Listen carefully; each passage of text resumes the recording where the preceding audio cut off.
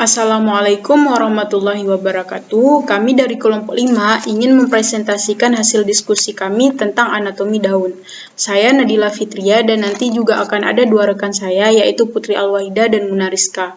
Baiklah, sebelum kita mengenal lebih dalam tentang anatomi daun, saya akan menjelaskan terlebih dahulu tentang asal-usul daun. Daun merupakan bagian penting yang melekat menyamping pada batang. Daun tumbuh secara terbatas. Berdasarkan jenisnya, daun ini terbagi menjadi dua, yaitu daun mikrofil dan daun makrofil. Daun mikrofil memiliki satu vena, dimulai dari pangkal hingga ke ujung daun. Sedangkan daun makrofil memiliki banyak pertulangan daun yang bercabang-cabang. Pertulangannya bersifat tertutup atau terbuka. Berdasarkan teori filogenetik, ada dua teori tentang asal-usul daun. Yang pertama itu ada teori telome, di mana mengatakan bahwa daun itu berasal dari golongan telom. Telom rangka berorientasi pada satu bidang dan menyatu dengan lateral yang serupa, maka akan membentuk daun. Kemudian ada teori enasi. Pada teori enasi ini menyatakan bahwa daun ini berasal dari pertumbuhan sederhana lateral batang. Baiklah, selanjutnya kita akan memperhatikan diagram evolusi dari teori telom. Pada gambar A ini dapat kita lihat bahwa ini daun yang tumbuh seperti biasanya atau pada umumnya. Sedangkan pada bagian B ini terlihat bahwa ada cabang yang tumbuh lebih cepat dari cabang lainnya. Ini disebut dengan peristiwa overtopping. Kemudian pada gambar B dapat kita lihat bahwa tumbuhan ini ada yang cabangnya itu tumbuhnya perlahan. Ini disebut dengan planation. Sedangkan pada gambar D itu dapat kita lihat bahwa jaringan fotosintesis itu berkembang antara telome dan mesome ini. Ini ataupun bercabangnya itu rata ya. Ini disebut dengan webbing. Baiklah, kemudian kita perhatikan gambar selanjutnya itu ada diagram dari teori enasi. Berdasarkan teori enasi, di sini pada gambar satu ini kita lihat bahwa permukaannya halus dan belum memiliki daun. Permukaan batangnya ini masih halus dan belum memiliki daun. Kemudian pada gambar 2 kita lihat bahwa sudah mulai muncul daun tapi tanpa jaringan vaskular. Di sini kita daun tumbuh tapi belum memiliki jaringan vaskular. Kemudian pada gambar 3 dapat kita lihat bahwa bagian dasar daun menunjukkan adanya jaringan vaskular. Di sini kita lihat bahwa di sini jaringan vaskularnya sudah menuju ke dasar daun. Kemudian mulai muncul dari dasar daun ini jaringan vaskularnya. Jaringan vaskularnya sudah ada dan menuju ke dasar daun. Kemudian pada gambar 4 ini dapat kita lihat bahwa sebagian dari tunasnya menunjukkan adanya jaringan vaskular yang mengarah ke ujung daun. Jadi dapat kita simpulkan bahwa berdasar asal-usul daun itu menurut teori filogenetik itu ada dua teori yang menyatakan tentang asal-usul daun ini. Yang pertama itu ada teori telome dan kedua ada teori enasi. Pada teori telome ini menyatakan daun berasal dari golongan telom, sedangkan pada teori enasi menyatakan bahwa daun berasal dari pertumbuhan lateral batang. Baiklah, untuk selanjutnya itu ada penjelasan tentang perkembangan daun yang nanti akan dijelaskan oleh rekan saya yaitu Munariska. Saya Munariska dari Prodi Pendidikan Biologi Universitas Syah Kuala. Nah, pada kesempatan kali ini saya akan menjelaskan tentang perkembangan daun dan histologi daun, baik itu daun monokotil maupun daun dikotil. Nah, perkembangan daun. Primordia daun terbentuk di sisi-sisi meristem apikal pucuk. Nah, apeks pucuk berfluktasi dalam bentuk dan ukuran selama waktu plastokron interval antara pembentukan satu primordium daun dan permulaan primordium daun berikutnya. Nah, menurut Smith, pada tahun 1924, teorinya mengatakan bahwa meristem apikal pucuk yang ada pada tanaman, pada tumbuhan Gymnospermae ataupun Angiospermae itu terdiri dari dua zona, yaitu zona tunica dan zona corpus. Nah, zona tunika dan korpus ini nantinya akan berfungsi dalam pembentukan primordium daun atau calon daun. Nah, tunika ini merupakan lapisan yang membungkus korpus. Tunika ini dapat terdiri dari satu lapisan atau yang biasa dikenal dengan monostratosa hingga yang lebih dari satu, bisa 2 atau 4 yang dikenal dengan multistratosa. Tunika ini memiliki sel inisial. Nah, untuk korpus ini adalah lapisan yang berada di bawah tunika yang terdiri dari banyak lapisan. Nah, kedua zona ini dapat dibedakan berdasarkan orientasi pembelahan sel. Nah, pada zona tunika membelah secara antiklinal. Maksud antiklinal di sini yaitu di mana dinding sel diletakkan tegak lurus dengan permukaan tunika. Nah, pembelahan secara antiklinal ini akan menyebabkan tunika tumbuh seperti lembaran, tetapi tidak menebal. Nah, untuk korpusnya ini membelah dengan dua cara, yaitu dengan antiklinal dan periklinal. Seperti yang saya jelaskan tadi, kalau antiklinal itu sama seperti pada bagian tunika, yaitu dia tegak lurus. Dan untuk periklinal, dia itu dinding sel diletakkan sejajar dengan permukaan tunika. Maknanya bahwa zona korpus ini dapat membelah ke segala arah. Alhasil, zona korpus ini bisa tumbuh dalam 3 dimensi, sedangkan pada zona tunika itu hanya dapat tumbuh secara 2 dimensi. Nah, untuk selanjutnya, tunika berseriasi dan lapisan perifer pada korpus ini nantinya akan membentuk daun. Tunika nantinya akan membentuk epidermis. Pertamanya dibentuk protoderm, baru kemudian dibentuk epidermis. Dan pada bagian korpus nantinya akan membentuk protoderm, primordium, prokambium, dan ground meristem.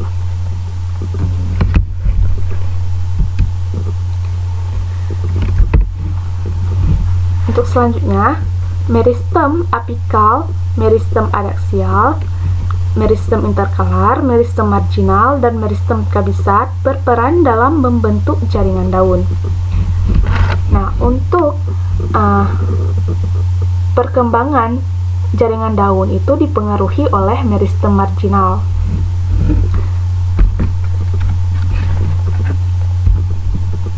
Di mana meristem marginal ini terdiri dari inisial,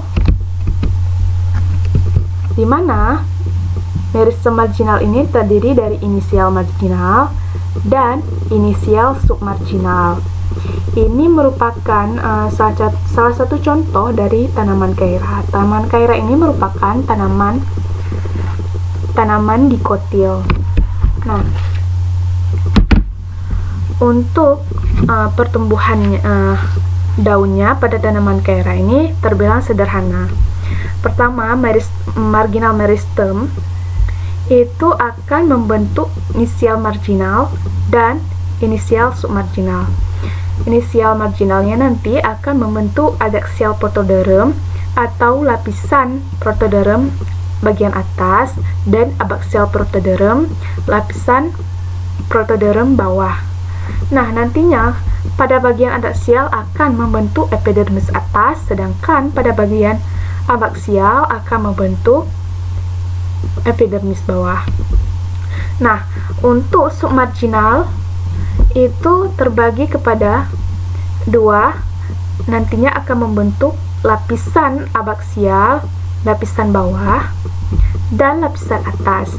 Nah, untuk lapisan atasnya nanti akan membentuk parenkim palisade. dan bagian bawahnya akan membentuk bagian tengah. Dan bagian tengah ini nantinya juga akan membentuk prokambium.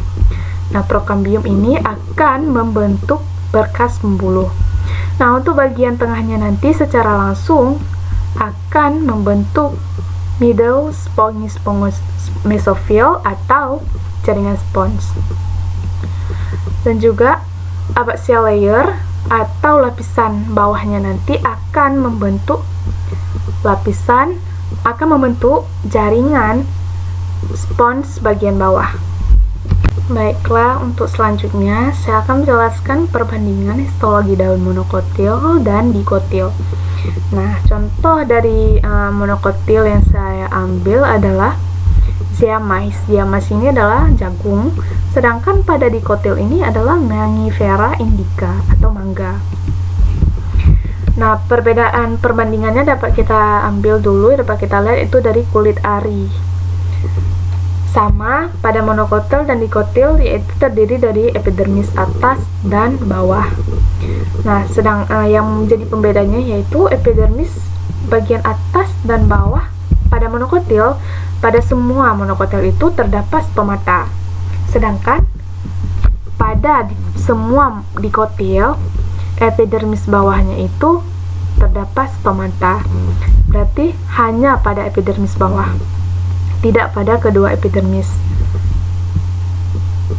Pada monokotil, kutikula tebal pada kedua lapisan epidermis. Sedangkan pada dikotil, kutikula tebal pada bagian atas epidermis. Selanjutnya, mesofil. Nah, pada monokotil itu tidak dapat dibedakan palisade dan parenchyma spons. Sedangkan pada dikotil itu jelas dapat dibedakan yang mana palisade, yang mana parenchyma spons. Untuk yang kedua, mesofil pada monokotil terletak di antara lapisan epidermis pada daerah sel yang mengandung klorofil. Berarti ini bagian mesofil, bagian klorofilnya itu terletak di antara lapisan epidermis. Untuk dikotil, palisade terletak tepat di dalam epidermis atas dan terdiri dari sel-sel memanjang yang tersusun dalam dua lapisan. Ini untuk mangga ya, yang tersusun dari dua lapisan. Kalau untuk di tanaman dikotil lainnya itu berbeda. Kadang-kadang ada yang terdiri dari satu lapisan atau tiga atau banyak. Itu tergantung dari jenis tumbuhan dikotilnya. Jumlah palisade atau susunan palisadenya itu tergantung dari jenis dikotil, tumbuhan dikotil. Ini karena ini pada mangga, makanya itu terdiri dari dua lapisan. Selanjutnya, sel-sel tersusun rapat. Ini pada monokotil, sel-sel berbentuk bulat atau bersudut dengan hanya sedikit atau tidak ada ruang antar sel. Nah, ini untuk dikotilnya, sel-sel daerah palisade tersusun rapat dan terisi kloroplas. Terus selanjutnya, sel parenchyma ada di atas dan di bawah ikatan pembuluh. Terus selanjutnya, daerah parenchyma spons berada di bawah palisade dan meluas hingga epidermis bawah serta sel spons tersusun longgar. Nah, kalau untuk penjelasan pada bagian mesofil dari tumbuhan monokotil ini tidak banyak karena memang monokotil ini tidak memiliki palisade maupun jaringan sponsnya ya. Nah, untuk bandel vaskular atau berkas pembuluh, ini pada monokotil banyak terdapat bandel atau berkas yang kecil dan besar, sedangkan pada dikotil itu bandel vaskular besarnya lebih banyak daripada yang kecil. Namun kedua-duanya tetap ada, tetapi yang besarnya itu lebih banyak. Bandel vaskular pada monokotil bersifat kolateral dan tertutup, sedangkan pada dikotil bersifat konjoin, kolateral, dan tertutup. Nah, untuk selanjutnya, setiap bandel vaskular pada monokotil ini dikelilingi oleh selubung bandel. Sedangkan pada dikotil, setiap bandel vaskularnya itu dikelilingi oleh selubung bandel. Sama berarti ini ya. Sama-sama dikelilingi oleh selubung bandel. Nah, untuk selanjutnya, bandel vaskularnya ini bersifat sklerenkim di kedua ujung bandel besar yang meluas hingga lapisan epidermis atas dan bawah. Ini kalau untuk pelindung lapisan-lapisan terluar dari bandel berkas pembuluhnya ini tergantung tanamannya sih. Kalau misalkan sklerenkim ini contoh dari zeamais. Pada monokotil lainnya itu kadang-kadang ada yang terdiri dari kolenkim, kadang-kadang ada juga yang sklerenkim, berarti tergantung dari jenis tanaman monokotilnya. Nah, sedangkan pada dikotil ini bersifat parenkim. Bandel besar meluas hingga epidermis dengan bantuan sel parenkim berdinding tipis. Nah, xilem terdapat pada epidermis atas, terdiri dari trakea, trakeit, dan parenkim xilem. Metaxilem diwakili oleh dua pembuluh oval besar dan protoxilem oleh rongga air yang disebut rongga lisigenous. Sedangkan pada dikotil, xilemnya itu terdapat pada epidermis atas dan terdiri dari trakea dan parenkim xilem. Protoxilem terdapat pada epidermis atas, sedangkan metaxilemnya ini menuju epidermis bawah. Untuk selanjutnya, floemnya itu terletak pada epidermis bawah yang terdiri dari tabung saringan dan sel pendamping.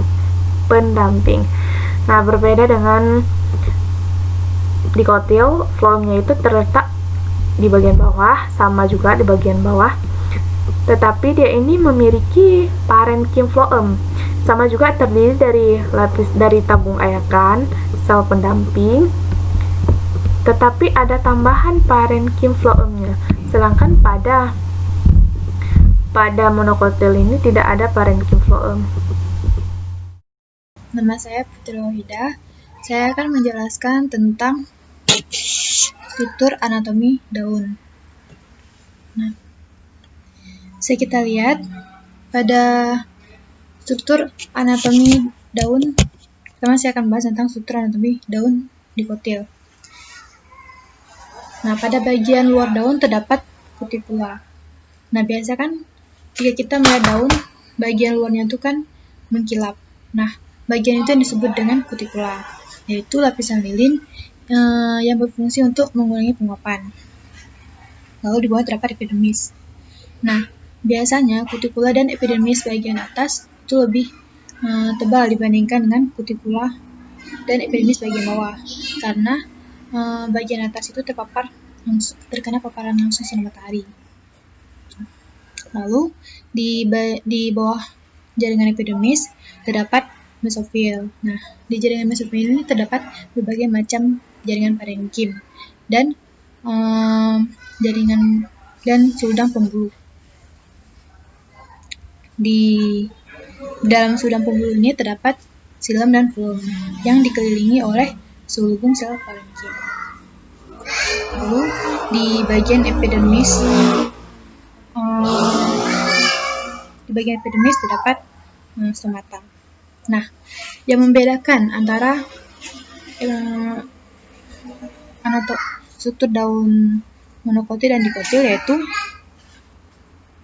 jaringan mesofilnya. Nah, pada jaringan mesofil daun monokotil tidak dapat dibedakan antara jaringan parenkim palisade dan parenkim spons karena belum berdiferensiasi. Jadi tidak dapat dibedakan antara parenkim palisade dan parenkim spons. Sedangkan pada daun dikotil dapat dibedakan dengan jelas antara parenkim palisade dan parenkim spons. Lalu stomata. Pada daun monokotil terletak berderet di urat daun. Sedangkan pada daun dikotil, stomata tersebar melapisi permukaan daun, baik yang atas maupun di bawah.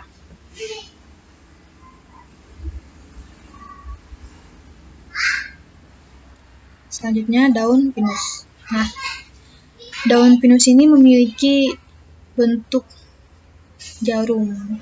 Hal ini menyebabkan mesofilnya memiliki parenkim lipatan, ya, atau epidermis, yaitu mengelilingi mesofil.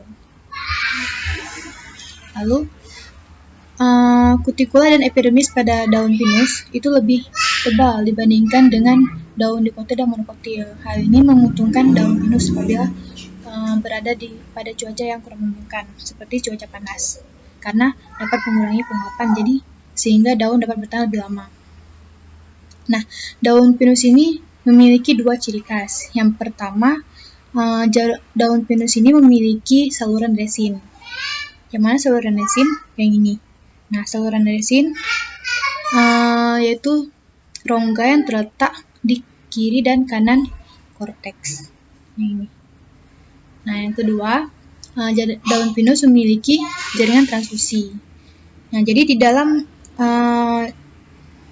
seludang pembuluh ini terdapat jaringan transfusi. Nah, ini dah. Di jaringan transfusi ini terdiri dari trakeida, parenkim, dan sel albumin. Nah, jadi saya akan sedikit menambahkan tentang perbedaan struktur anatomi daun. Letak mesofilnya. Pada daun dikotil, letak mesofilnya itu di antara epidermis atas dan epidermis bawah. Nah, pada daun monokotil, mesofilnya itu terletak di cekungan antara urat daun. Sedangkan pada daun pinus, mesofilnya itu terletak di antara epidermis dan endodermis. Nah, lalu stomata pada daun dikotil itu letaknya itu melapisi permukaan atas dan bawah. Pada daun monokotil, letaknya itu berderet di antara urat daun. Sedangkan pada daun pinus, terletak di semua sisi daun. Saya rasa sekian materi yang dapat saya paparkan. Lebih kurang saya mohon maaf. Wassalamualaikum warahmatullahi wabarakatuh.